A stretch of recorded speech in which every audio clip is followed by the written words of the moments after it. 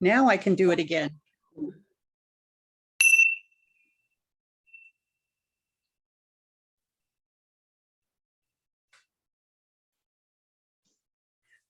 Good morning, friends. Welcome to the Unitarian Universalist Fellowship of Franklin and the mountains of Western North Carolina and Northeast Georgia. We're of minds and caring connections.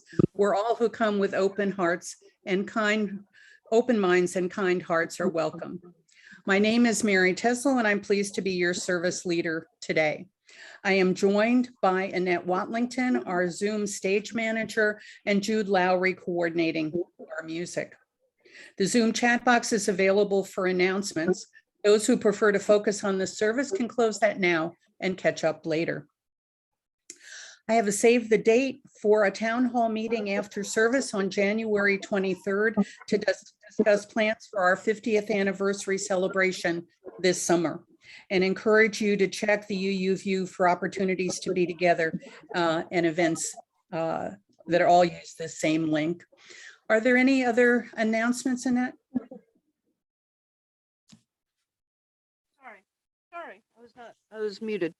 Yeah, I know that just a quick announcement for today's service. I know that Laura has requested that if conversations start going a bit long, she would like us to move into breakout rooms if that is the case. So I will attempt to do that. Okay, thank you very much. Laura, would that be during the service or afterwards? I can't hear you, Laura. That would be after the service. Okay, thank you so much. That's great. If we all really are talking a lot and some people want to talk about something else, maybe we could go in a box. Okay, that sounds wonderful. Thank you so much. Yes.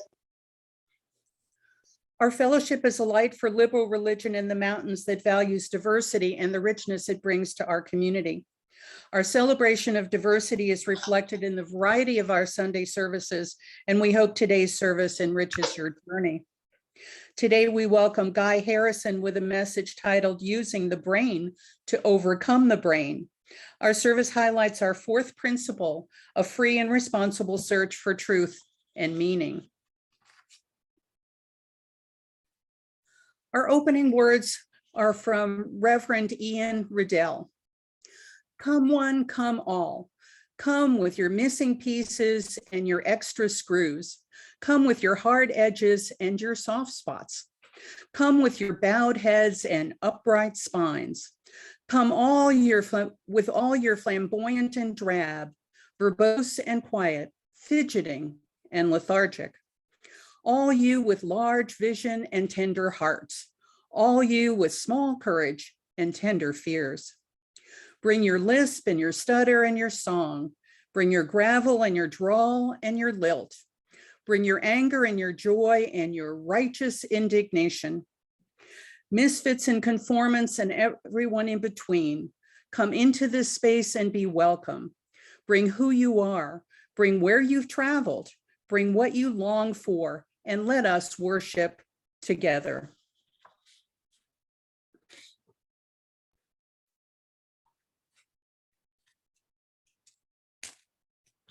Lighting Laura's lovely little chalice.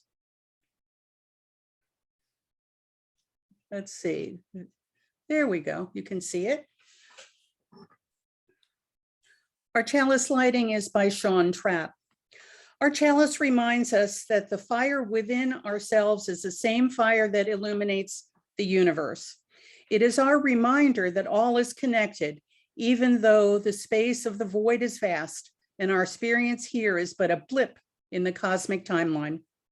This flame is our promise that in our smallness and in our short time on this earth, that we live intently and deeply, with love for one another, with honesty and integrity, to be guided by rational thought and critical thinking, and with a sense of shared responsibility.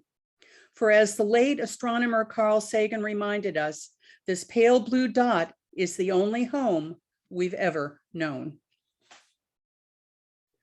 Our opening hymn, number 123, Spirit of Life.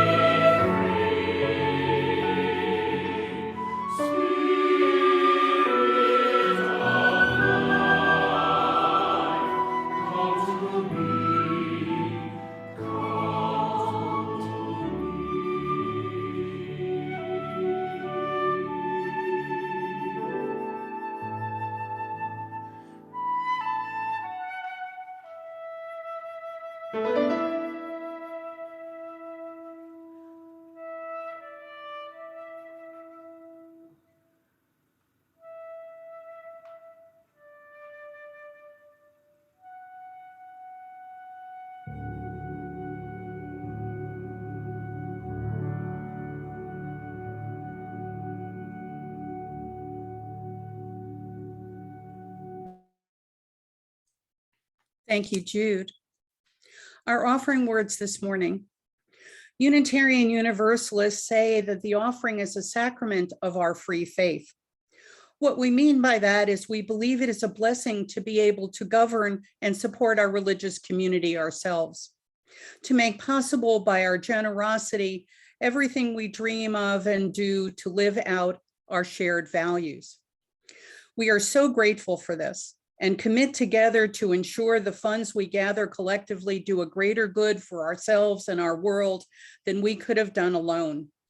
All gifts of time, talent, and treasure are deeply appreciated. The offertory this morning is the meditation Breathe.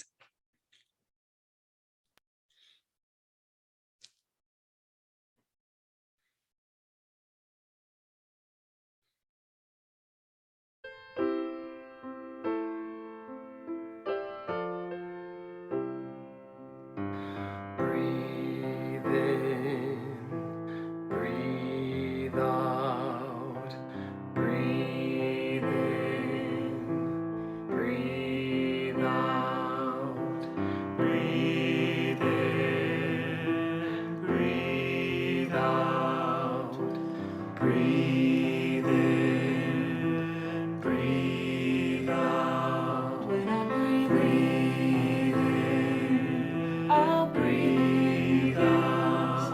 When I breathe out, I'll breathe out. When I breathe in, I'll breathe in peace. When I breathe out, I'll breathe out love. When I breathe in, I'll breathe in peace. When I breathe out, I'll breathe out love. When I breathe in, I'll breathe in peace. When I breathe out, I'll breathe out love. When I breathe in, I'll breathe in peace. When I breathe out, I'll breathe out love. When I breathe in, I'll breathe in peace. When I breathe out, I'll breathe out love. When I breathe in, I'll breathe in peace. When I breathe out, I'll breathe out love. When I breathe in, I'll breathe in peace. When I breathe out, I'll breathe out love. When I breathe in, I'll breathe in peace. When I breathe out, I'll breathe out love. When I breathe in, I'll breathe in peace. When I breathe out, I'll breathe out love.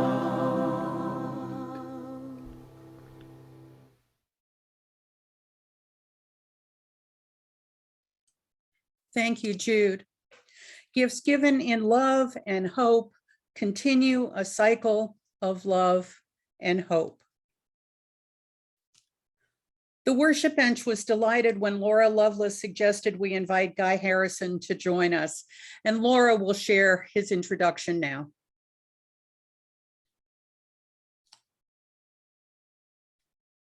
Please be sure to unmute. Thank you, Mary. Hello, everyone.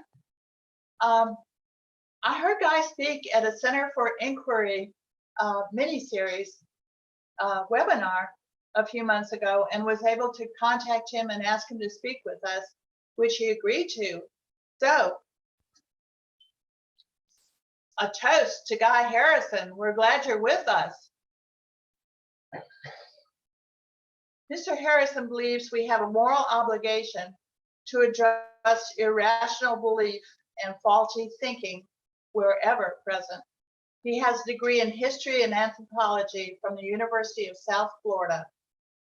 He wrote for the Cayman Press, the Cayman Free Press in the Cayman Islands, as a journalist, editor, and photographer, probably undersea. He has a blog at Psychology Today named About Thinking. He has written many books on positive skepticism, science, and philosophical issues. They include topics such as space exploration, human rights, poverty, conservation, religion, gender discrimination, and human origins. Race and Reality.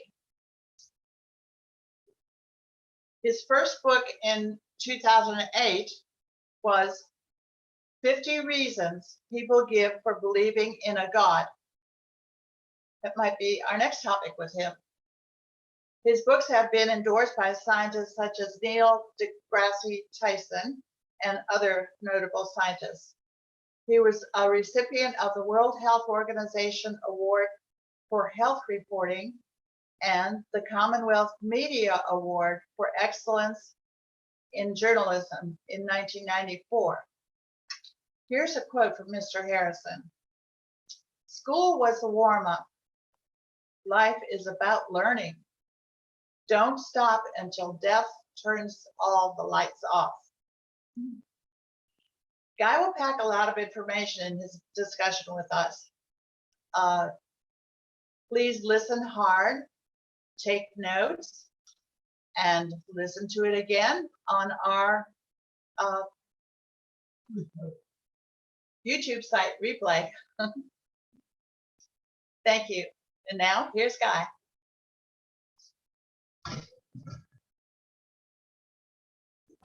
Let's see, quick sound check. If somebody can just say, I hear you okay, see you okay? Here you see you. Okay. Everything good? Okay. Well, thank you for that introduction, Laura. And wow, leading up to this, I'm blown away. I mean, the breathe in, breathe out song, I'm going to have that in my head for the rest of the week. That was beautiful. And, you know, starting the day with a Carl Sagan quote, we can't go wrong. Thank you so much for having me. I really mean that. This is not just a typical little talk, you know, like I do for other organizations and stuff, because I really do feel so aligned with you guys. I feel, you know, we're kindred spirits. I mean, your goals, your attitude, your perspective, your worldview, all these things just resonate with me. You are literally, you know, the flesh and blood hope of humanity, to be so, you know, so overtly committed to human unity and peace and tolerance and appreciating differences and, you know, getting along, all these wonderful things that we've got to figure out as a species. I just want to applaud you all. Okay, you are on the right path, and I hope you will drag more along with you, as many as you can. Okay, because like I said, you are the hope for humankind. So today, what I thought I would do for you guys, about 30 minutes, I'll talk about very simple general brain science, and I'll talk about the importance of critical thinking, skepticism, and how we can all use it in our lives just to live a little smarter, safer, wiser, avoid problems, that thing, you know, on average, do better than we would have otherwise. And then I'll leave time for questions, you know, anything, any problems I created or confusion, we can clean it up then, okay? So first of all, you know, the brain is a wonderful, beautiful, amazing thing, right? I mean, I'm guilty of constantly talking about how cool it is. It's so powerful, infinitely creative. You know, the neurons, the tangle of these neural forests that are in our heads that, you know, we can learn to play tennis and juggle and write a beautiful, you know, bit of poetry. I mean, we can do all these things in a single day because of the brain, the amazing human brain. But for all its beauty and wonders and powers, it's a mess. It's an absolute mess. The human brain is a source of such chaos and confusion. that it explains why we are such a mess as a species so often. You know, wars, and we neglect one another, we hate one another, we do all these crazy things, you know, because the brain has these built-in challenges that, thanks to the hard work of scientists, we're starting to understand them in ways we never have before. And that's great, because the more we can understand our brain, the better we can use it wisely, efficiently, safely, and progress into a better future for all of us. So this is really important stuff. It's not trivia science. It's not just cool to know stuff. This is critical information. How does your brain work? What does it need? What should you be on guard against? You know, these things everybody should be taught. And, you know, beginning in kindergarten, we should be learning all this stuff about how to use and operate and maintain a human brain. We've all got one, but we just take it for granted and get tossed out into the world to make do. And we've got, you know, first thing to understand is the brain was kind of thrown together by the indifferent, unintelligent forces of evolution over time, you know, many, many millions of years. First neurons date back as far as 500 million years, around the Cambrian. You know, that's 500 million years, maybe earlier. I mean, you know, things change as discoveries come forward. But yeah, it goes back at least that far. And from then to now, this thing called brain has been evolving, more complexity, but it didn't do it with any long-term goals. It didn't do it with an overarching, you know, blueprint or plan. It all happened kind of hodgepodge, you know, just one layer on top of another, with the immediate goal of surviving in the moment long enough to make it through the day, to live long enough to reproduce, you know, to get another generation into the world.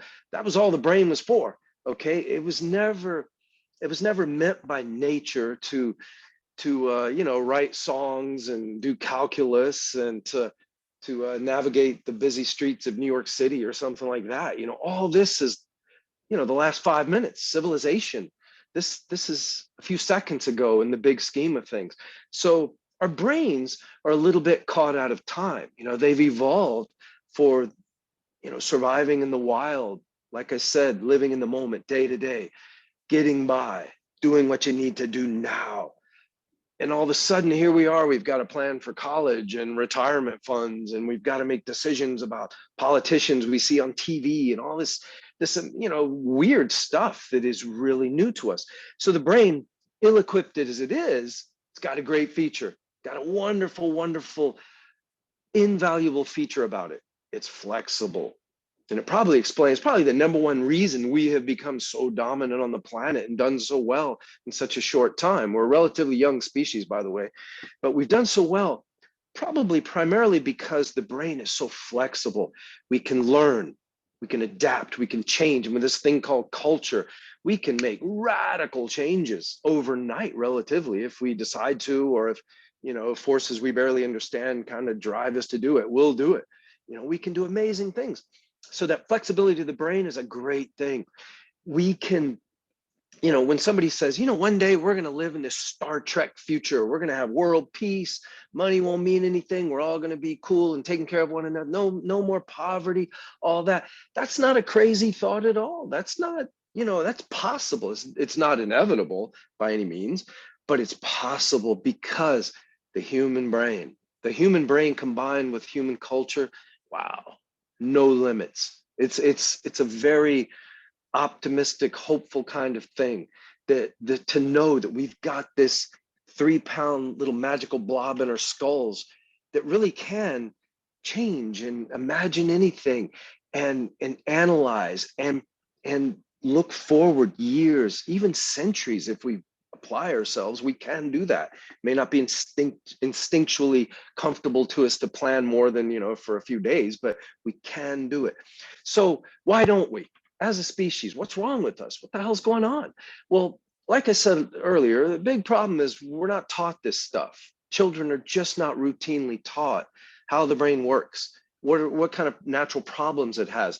And so here's what I encourage you: learn about the shortcuts that just come to you natural, the heuristics, the biases that are just, you know, just fill the human mind.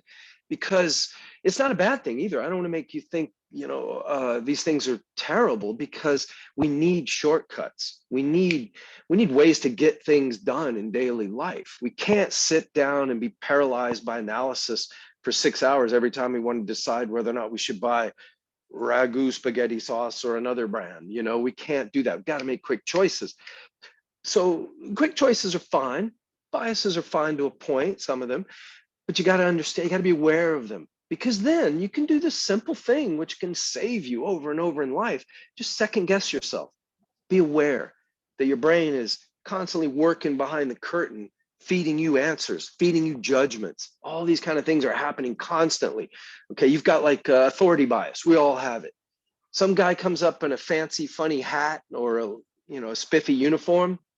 Without even realizing it, we may be inclined to listen to that guy and do whatever he says. I mean, it's crazy. Remember, we're essentially chimpanzees with smartphones. We're really into the whole social ranking thing. And when we see signs of rank, when we get little subtle indications or overt, symbols of it in our face, we really are put back on our heels. And it takes a little thought to say, well, wait a minute, just because this guy's on television and just because this woman is wearing, expensive jewelry, and this guy has a fancy suit on, and he has a great title, and this woman has a fancy title, that's not everything. What are they actually saying? What is their agenda? What are their credentials? You got to question these things all the time, because we are suckers for authority. Confirmation bias. More and more people, fortunately, are becoming aware of confirmation bias. That's that natural thing we all do, regardless of intelligence, education. We all do it. It's where you will naturally gravitate towards facts and information that coincide or confirm your currently held beliefs, and you'll kind of shy away or ignore or outright reject facts, ideas, claims, evidence that goes against your beliefs. And so you've got to resist that. You got to fight the power. You got to force yourself to consider other sources, to listen to people you don't normally maybe listen to, because the more information, the better. Okay, that you've got to learn broadly. Don't fall into these echo chambers. And it's never been worse now with, we get siloed by social media now, and so many channels on TV, and it's very easy to be constantly reassured and just, constantly feeling like, oh, of course I'm right about everything because look at these facts, but you're ignoring, other ideas. So beware of that. That's a big problem. And I've seen it. There's a thing called motivated reasoning that goes right along with that. Very, very big problem for people, especially academics, highly educated people. Motivated reasoning is when you fall into this trap of being so motivated to prove that you're right about what you believe, that you keep seeking more and more data that confirms your belief, your conclusion, and you're ignoring other information streams, information sources that could open your mind to another possibility. So be aware of those things. And then I'll say one more, but in my books, you'll see there's, I've got scores and scores of these things, but there's actually a bias blind spot, a bias about biases. And we all have it because it's just natural. I guarantee what I just said, there were some of you listening who said, yeah, I know a guy who falls for that all the time, but not me. I resist authority. I reject authority. I'll never fall for that. Well, guess what? You probably have a bias blind spot, because number one rule of good critical thinking, of good constructive skepticism, of clear good thinking is humility. You got to get past that bias blind spot, because we're all filled with these biases and weird shortcuts in our minds. So you've got to be aware that you are a sucker every day of your life. It's just, how many things you're going to fall for today. You've got some bad beliefs in your head right now. We all do. I do. The goal, the only thing you can really do is admit it, be aware of it. You're human. They're going to creep in. So you just got to weed that garden, in your mind. You've got to constantly do the work of trying to throw out the bad beliefs and hang on to the good ones, and as long as the facts warrant it. And so, yeah, be humble. Don't let yourself fall into that trap of thinking, I'm not a sucker like those guys. Look at those QAnon fools falling for these ridiculous ideas. Ha ha ha. Hey, don't laugh, be humble, because uh, I've I've met so many people around the world who believed, just obviously wrong things. And you talk to them about it and they're so confident. But then later, I may cross paths with them or they contact me and they figured it all out. And then they tell me, what was I thinking? I was so confident. I was so sure. How could I have been so stupid? And I have this kind of routine response to that. I say, hey, don't feel so bad. I'm glad you got your head a little more straightened out, but don't feel bad. You're not dumb. You're not brain damaged. You're being human, because it is only human to fall for beliefs constantly. It's what we do. Look at the anthropology of religious belief. We are a God creating species. We've been doing it forever. We try to explain everything, and when we don't have explanations, we make them up. If we don't have evidence, it's okay, explain it anyway. Just grab things and say this is what does it. It's just a thing we have. It's another thing I strongly related to that, a thing I strongly encourage people to do. Get comfortable with the phrase I don't know. We have this strange thing. It may be a modern phenomenon, but nobody wants to say I don't know. We're always seem to be compelled to pretend we know everything and to just go along and say, of course, yes, that's the answer. Well, sometimes there is no answer. A good scientist will tell you in a heartbeat, I don't know. Ignorance is nothing to be ashamed of. It's not dishonorable. Ignorance is admitted ignorance is in fact a badge of honor, because it means you're being truthful. It means, you're saying, I don't know this, and then go that extra step. You're going to work the problem. You're going to try to figure it out. Ignorance should be motivation, nothing to be ashamed of. It's ignorance to keep working the problem, to go find that answer. So get really comfortable when you don't know things. Embrace that state. Maybe it even bothers you a little bit. That's good too. Let it motivate you. Keep working the problem. So clearly we have a big problem in the world today, right? We see the rise of, I don't know, I'm not sure it's even a rise, an explosion of irrational beliefs and all this crazy thinking and stuff. Seems that way. Social media, we see more of it in our faces now. But we've always been like this. There's always been nutty things flying around that people have latched onto. So I don't know. It certainly is louder and more disturbing than normal, I think, than when I was younger. But it's nothing that new, all this craziness we see. So you've got to ask yourself, well, how does it connect to real world? It's one thing to debunk a Bigfoot claim, or to explain away a UFO sighting or something like that. Those things, it's important to do those things. But how does this kind of thinking, this push for good critical thinking, how does it relate to the world? I have called it the lack of critical thinking our great unrecognized crisis, for the planet.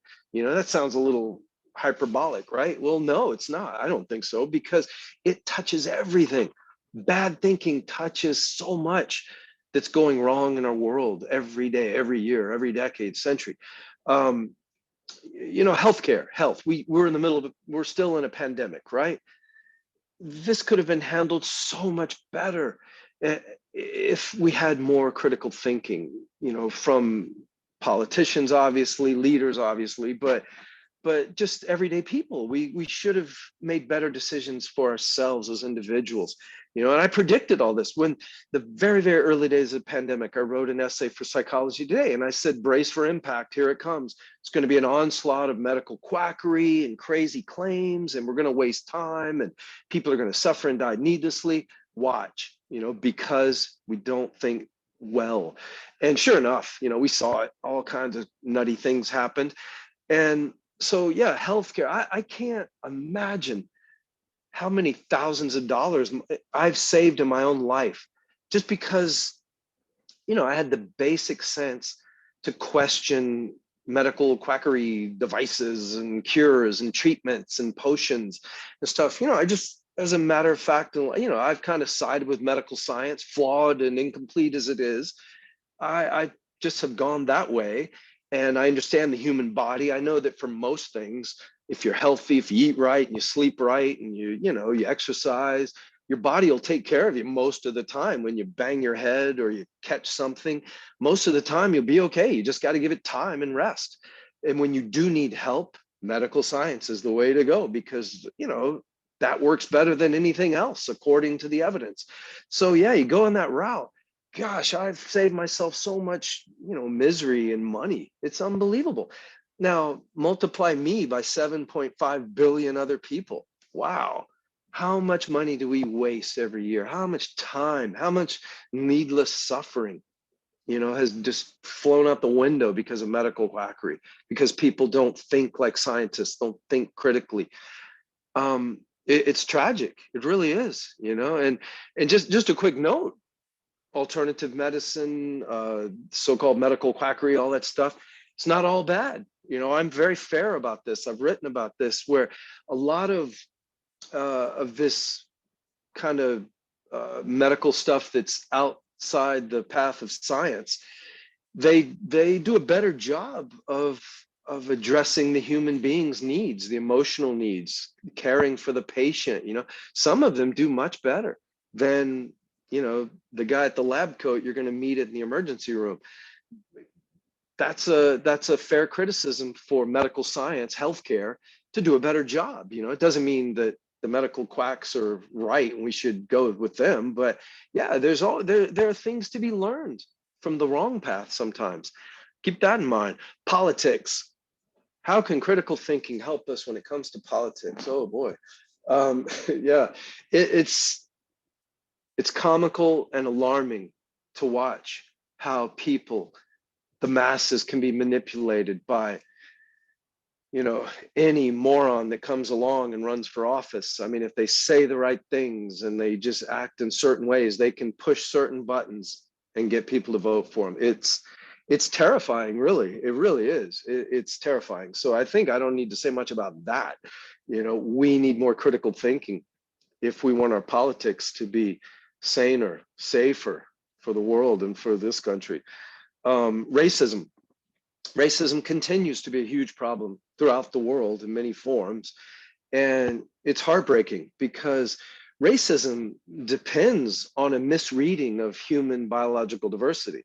We have these cultural groups called races that are different in different societies, and they've been different over different decades and centuries.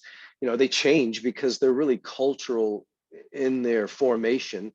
The rules are different according to different nations, where, the race rules in Brazil are different from the race rules in America. So you can change races by simply getting in some people by simply getting in a plane and flying to one country or the other. All this stuff is absurd when you view race as this kind of biological prison that determines your limitations and your gifts and that kind of stuff. I mean, that's the problem of racism.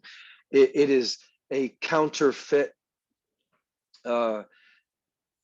problem, because it relies on this bogus kind of witchcraft, this lie about who we are. And science offers us the answer. Science explains, we're a young, very, very, very closely related species. We're all 99.9% genetically identical. Think about that. For all our differences, we may look different and all this stuff. It's all very superficial, recent adaptations. So, wow, just to learn the human story and to know the biology of ourselves just erodes probably 99% of racism. It makes it just absurd once the reality gets into your head. Religion, another thing. Religion, I'm not completely harsh and condemning of religion like some people are, because I've seen it around the world in many forms, and I've seen the love, the unity. I've seen the positive aspects of it. I've felt in my heart, I've been touched by being a part of services in all sorts of temples and, you know, small gatherings in many different societies around the world. So I understand the really human nature of it and how it can really make people, it can bind people, make us feel good about one another. All those things are beautiful. No reason to throw all that out. No reason to, you know, rid religion from the face of the earth. But we definitely need to get a little bit of a reality check about it. You know, that's what we get into problems when people who adhere to one religion think this is the one. All the others are, you know, lies against the real God or gods. And this is the one that must dominate. And this, I have the truth. And, you know, I'm going to kill you because you don't believe me or something. When we get to those kind of extremes, that's the problem. And again, science, brain science, knowing ourselves, anthropology, history, understanding human psychology. Once you understand just the basics of this stuff, you don't have to take grad level courses. When you understand the basics of this stuff, you start to see, oh, wow, yeah, this religion thing is a very human thing. We've been doing it for thousands of years in all these different forms. They can't all be literally true. They're too, you know, they contradict one another in so many ways. It's not like they're all true.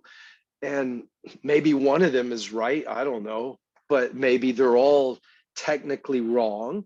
So, you know, let's lighten up a bit. Let's not be so overbearing and confident about it. Let's enjoy the camaraderie, the unity, the traditions, the history of it, without turning our back on our fellow humans. Let's enjoy the songs. Let's enjoy the the coming together. Let's get into all that and make the best of it without thinking less of those who don't want to participate. You know, that's the key. And I'm convinced that, like I said, education, science can help with that, can really change attitudes. And the final thing I say, I could go on with this forever, sorry, but final thing I'll say about the importance of critical thinking and skepticism and science education is dignity. You know, time and dignity. When you learn more about who you are, your species, the life on this planet, how we're all connected, the age of the universe, how the atoms in our body, you know, have come together in this little pattern that is you for a brief moment of time, and then they go away again into the universe. I mean, wow.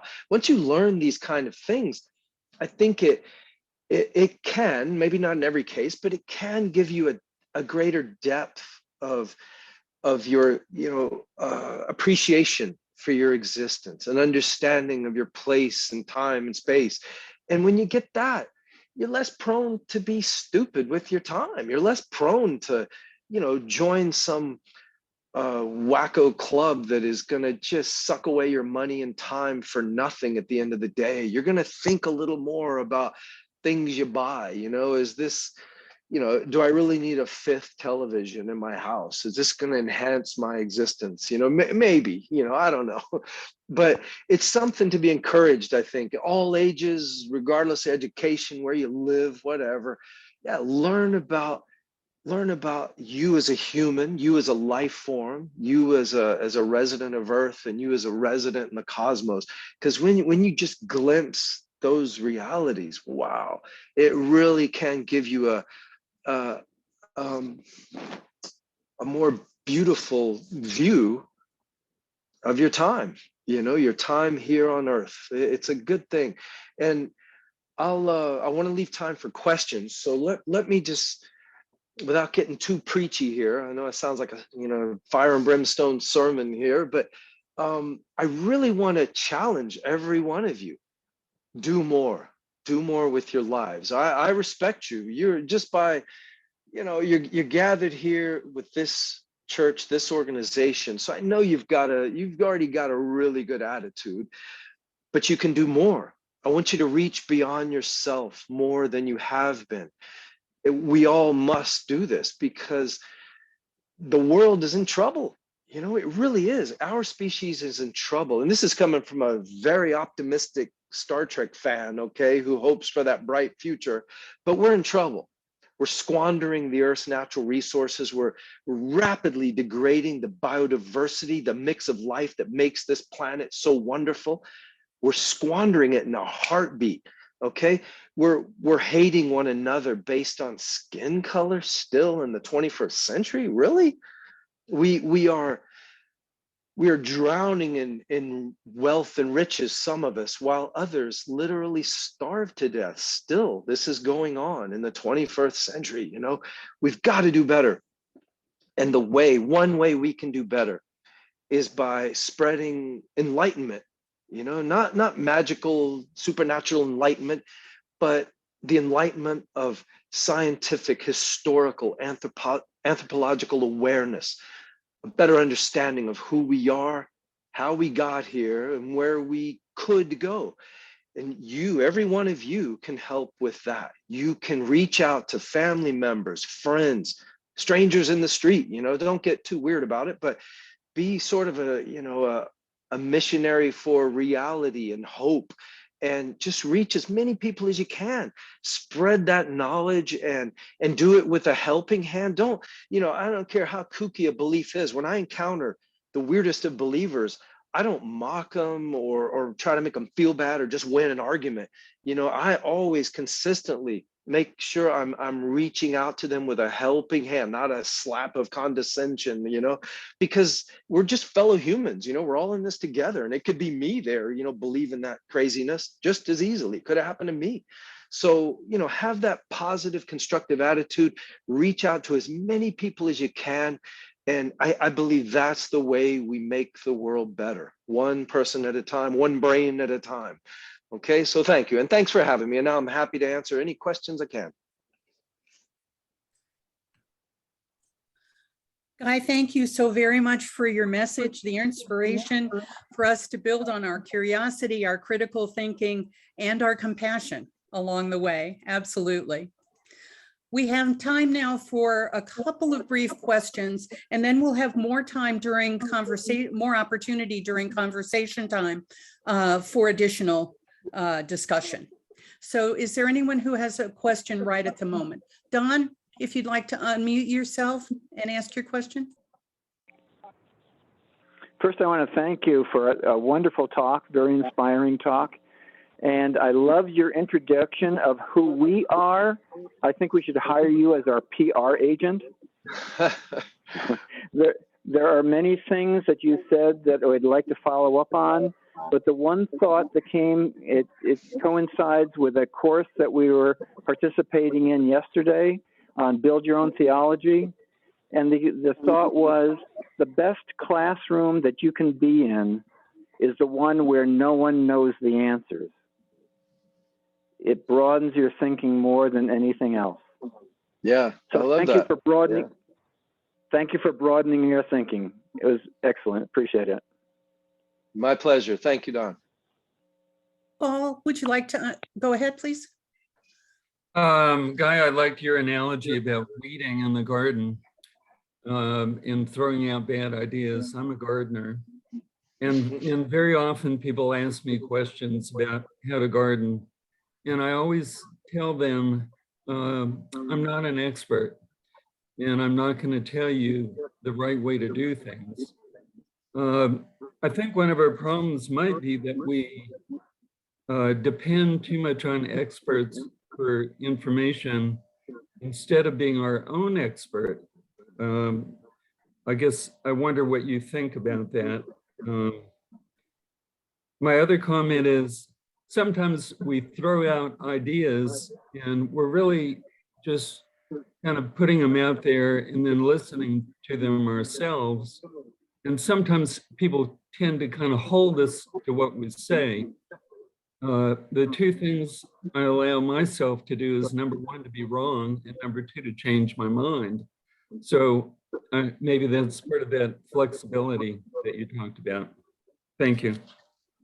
Yeah, thank you. I agree with what you said. We have to look to experts and respect expertise because they've worked hard. They're in professions that require a certain level of attainment, you know, and hard work to get there. The track record of a given discipline, you know, a historian or a neuroscientist or whatever.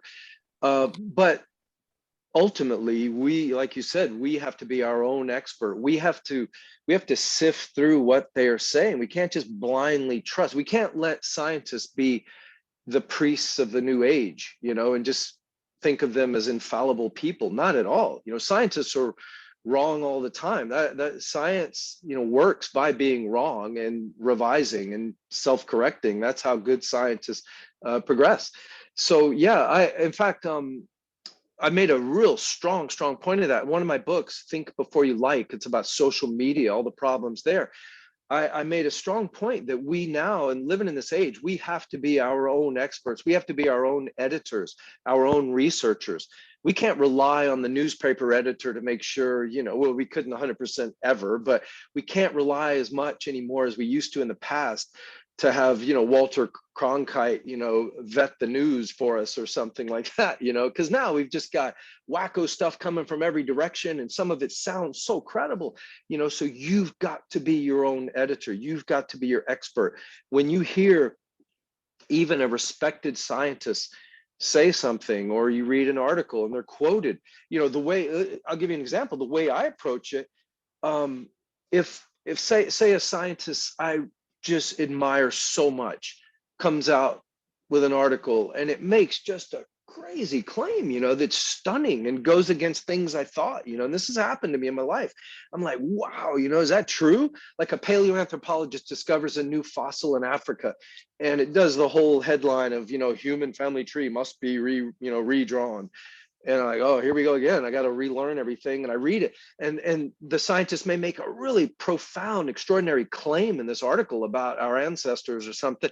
And I'm like, whoa, that contradicts everything up. But I don't immediately dismiss it.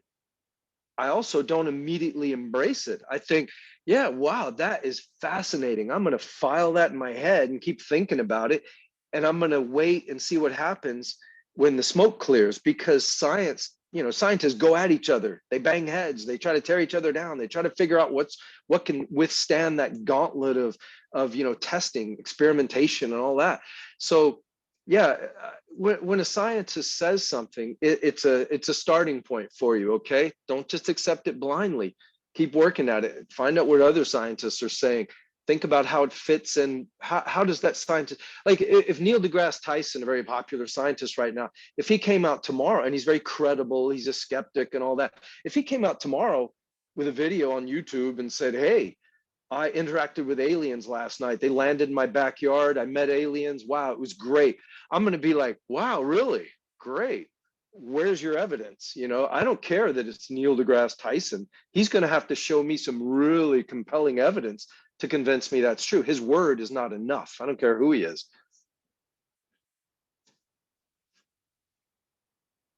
Selma, do you want to ask something? This is our last question before we go on. You have to unmute, please.